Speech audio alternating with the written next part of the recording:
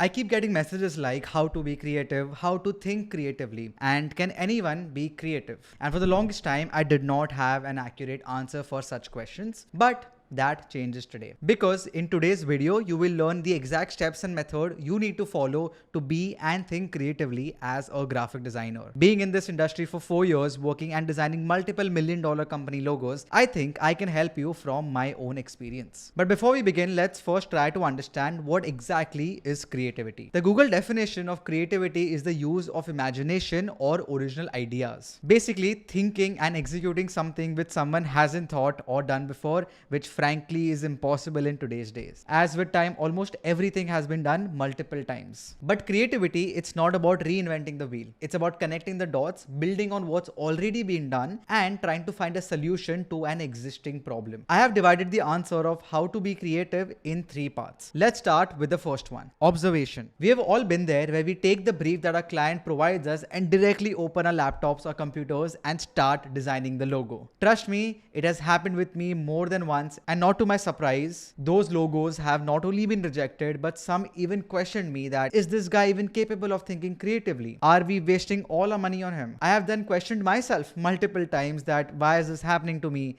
Am I really that bad? It's not me who is the problem, it's the process and the lack of observation. Designers try to make everything visually simple and better when it comes to communication of an idea or a logo. Observation gives us the ability to state that implications of the information that we have gathered. Basically, observation and correct research can inspire dozens of concepts and can help you convey everything more meaningfully. For example, if you ask me right now how to design a logo for a coffee brand whose founder loves cats, I can guarantee you I would come up with some really nice concepts within 30 minutes. This is because I have spent more than 5 years observing good design around me and on the internet, which has subconsciously strengthened my decision making and creative thinking abilities. Observation is like your key to good design. The more good you will observe, the much more good you will start producing. So start observing good design around you, and sometimes even bad ones. Next, we have connection. Think of creativity as connecting the dots on a blank canvas. It's not about filling in the space, it's about creating meaningful relationships between different elements to form a cohesive design. For example, when designing a logo, you are not just picking random shapes and colors. You are connecting the brand's identity, values, and target audience to create a visual representation that speaks to them. It's about integrating multiple aspects into a single impactful design. For this stage, our first point, observation, really helps. The more you observe, the more dots you will have to connect,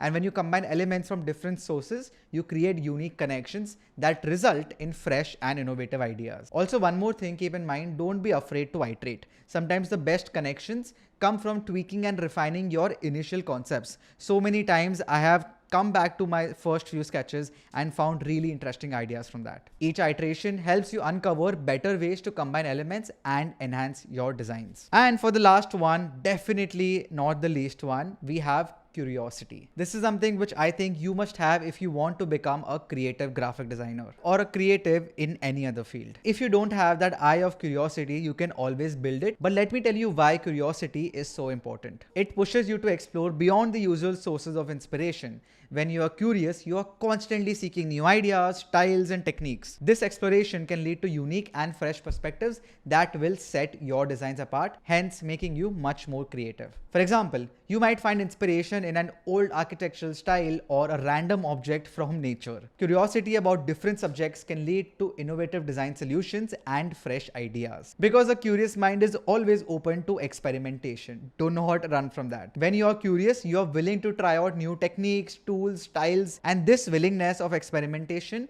can lead to unexpected deliveries and breakthroughs in your design work. We also call that happy accidents. I remember when I was in my school, I was the person who used to ask the most questions and question everything around me, that why is this chair designed this way, or why are the lights only in the room only white color, or why not blue. I was that kid who used to annoy everyone by asking questions and questions and questions, which is really helping me right now. Curiosity also helps you approach design problems with a fresh perspective. When you're curious, you ask questions like, why does the design work? Or how can I improve this? This questioning mindset leads to discovery of new approach or techniques that transform the design into something exceptional. Lastly, curiosity fuels your desire to learn and grow as a designer.